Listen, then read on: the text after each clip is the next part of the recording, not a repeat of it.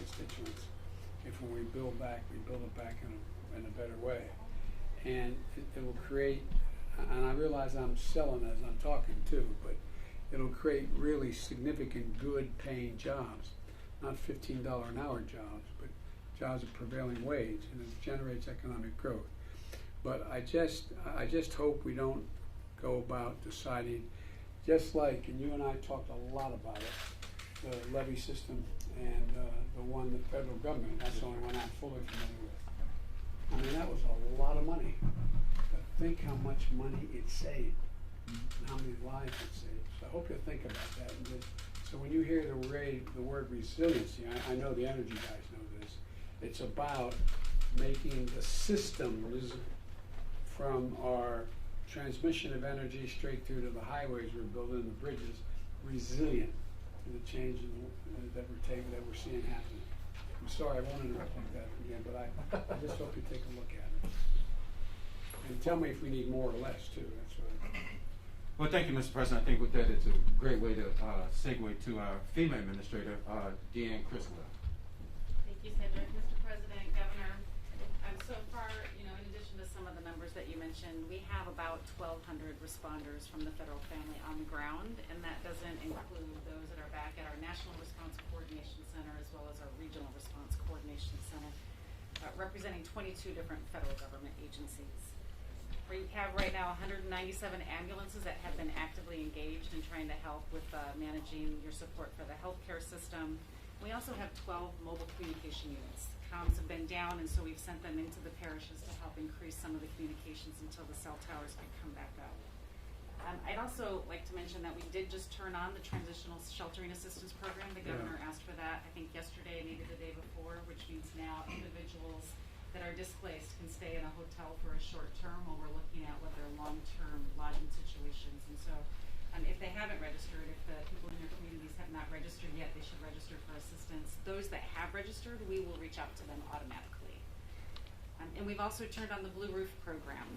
We saw some of the blue roofs as we flew in today, and so those have damages to their roofs. They can go to blueroof.us. Let's make it clear the governor's afraid of that guy. That's why he insisted. So we'll have that available to help with some of those temporary roofing repairs. And then the last thing I'll just quickly mention is we know that responder lodging is a concern. I've heard that from you, Governor, as well as some of your staff. We are moving responder lodging into the areas. We have 200 beds that are already set up here in New Orleans, or in New Orleans at the airport. We have 300 more en route to Morgan City. And we have 300 en route to Belle Chase. And then we're also looking at bringing in a cruise ship to help support responders. And this isn't just for our federal responders. This will be for your first responders as well. And so we're actively pursuing additional lodging to help support those that really need to be able to stay close and support your communities. And this is just the beginning. We're going to be here until your recovery is Not going away. Mr. President, before I recognize our parish host, as we looked at those blue roofs, and I think this is important, especially for the country to know, that as our federal program gets up and running, we provided blue roofs. But a lot of those roofs are because the people of Louisiana decided to get on their roof, put up a tarp, mitigate their damage, and start that recovery process immediately. So the fact that you were able to get those tarps out to parishes so people could pick them up and start their recovery was important. And looking at the vast number, it was just incredible and gives me a sense of Louisiana pride to just show that when we get knocked down, we get right back up. And with that, I'll recognize. Can I make one other point?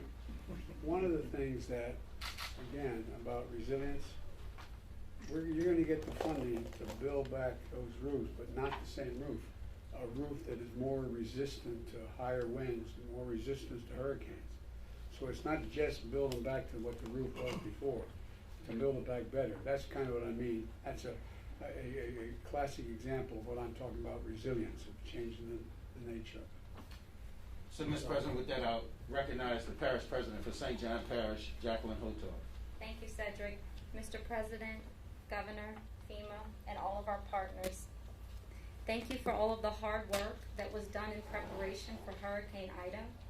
And thank you for the response so far on the ground and for continuing to ramp up those efforts. Mr. President, From your track record, I know you will be a great partner in our recovery. Thank you for your support and your continued support for the West Shore Lake Pontchartrain Levee Project. And thank you for calling out the insurance companies for distinguishing between mandatory and voluntary evacuations.